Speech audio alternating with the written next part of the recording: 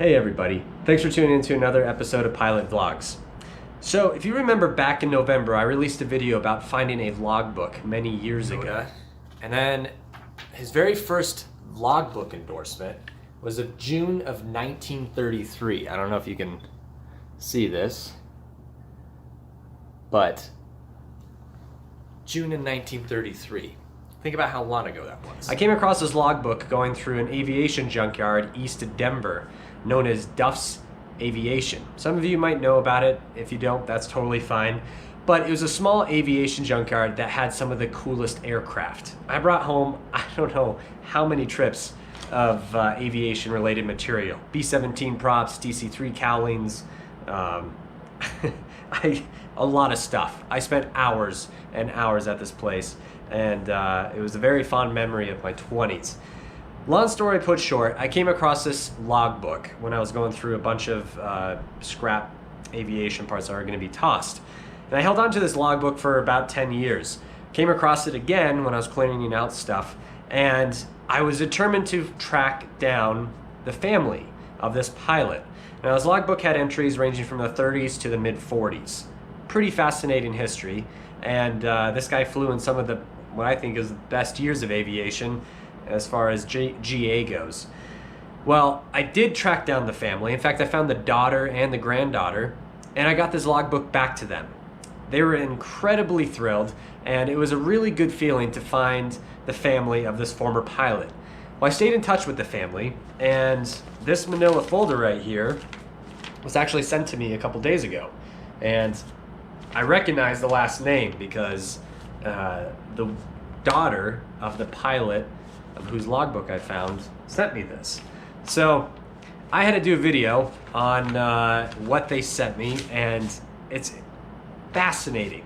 If you're an aviation buff and a history buff as far as, you know, just cool old stories from what I think is the barnstorming and golden era of aviation, well, they sent me a bunch of stuff, and I figured I'd do a video going through what the history of this pilot whose logbook I found.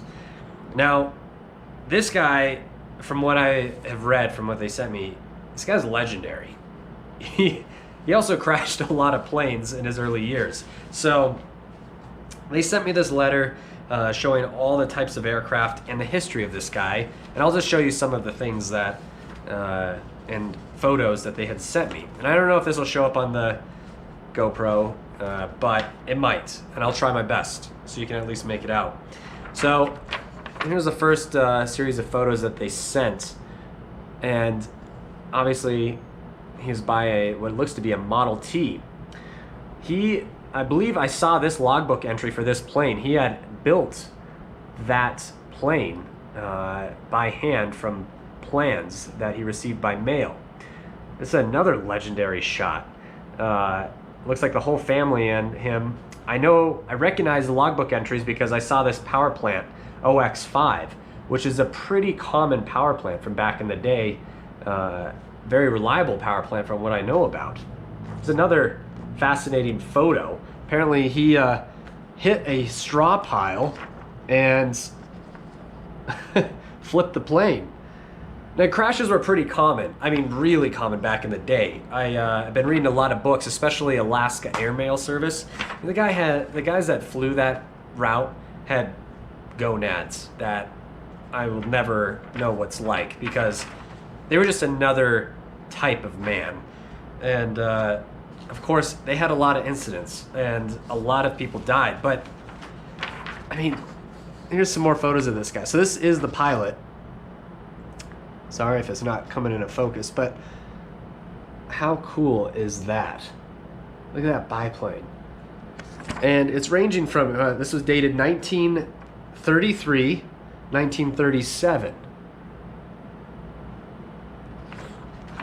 And this was the early years of this guy's flying. It started in the late 20s. But then he became an instructor for, which at the time was not the U.S. Air Force, but I believe the Army Air Corps. And he was an instructor. And they were talking about how they came across some bad weather and had to land at a remote airport.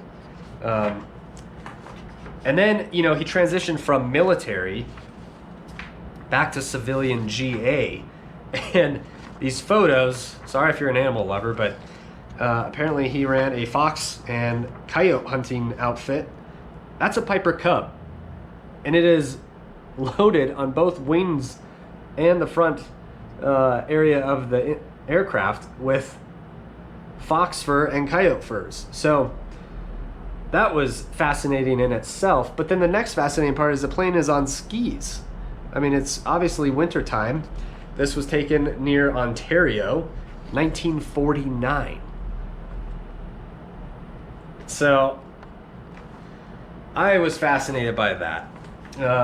She also sent me his Civil Aeronautics Administration Airman Agency certificate. This was dated 1948. This was an approval for his flying school. And I know that he started a flying school and a flying organization called Nelson's Flying Service. But this is a FAA, well, technically the CAA at the time, because the FAA wasn't incorporated yet. This was the CAA. And basic ground school, primary flight school, commercial flying school, and flight instructor school. So this guy started his own flight school. Early 1950s, this is his Hainer, I believe. Looks to be a Piper Cub. January of 1959. There's another one of August of 1960. Here is, if you remember the logbook, A.V. Nelson Flying Service. He did crop dusting. I can't imagine what crop dusting was like back then. I don't know if I'd honestly want to do it because, you know, these guys were literally, there's a YouTube video of early days of crop dusting, no protection equipment, and this guy is pouring and there's this gallon jug into the sprayer, and there's crossbones with the skull indicating poison. No mask, no protection. So I think you're asking for it as far as a health risk when you're a crop duster back in the day, but still would have been a cool job. So he's a crop duster. Here's a photo of him with another Cub. Nelson's Flying Service, that's like their FBO right there. Nelson's Flying Service begins operation at Municipal Airport. That's too cool.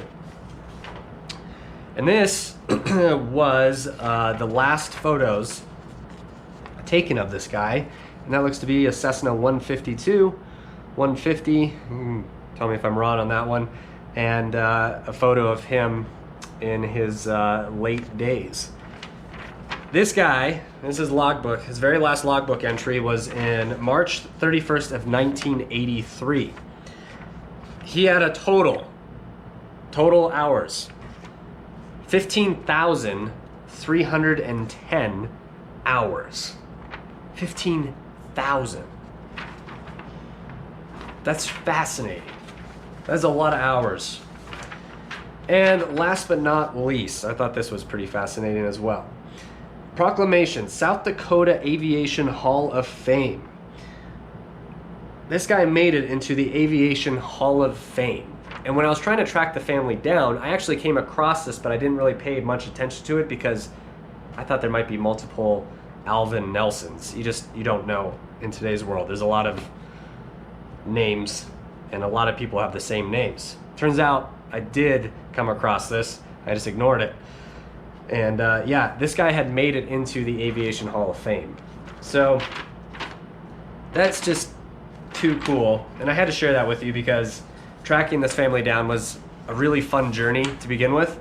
And for them to send me all these photos of him flying back in the day and the history that he did, and having his own flying school and his business and crop dusting, acquiring 15,000 hours. That's legendary. So thanks for watching, and if you got any comments or questions or have anything, post them in the link below. Hit that like button and don't forget to subscribe. I got some more cool videos coming up. Thanks for watching, guys. Have a good one.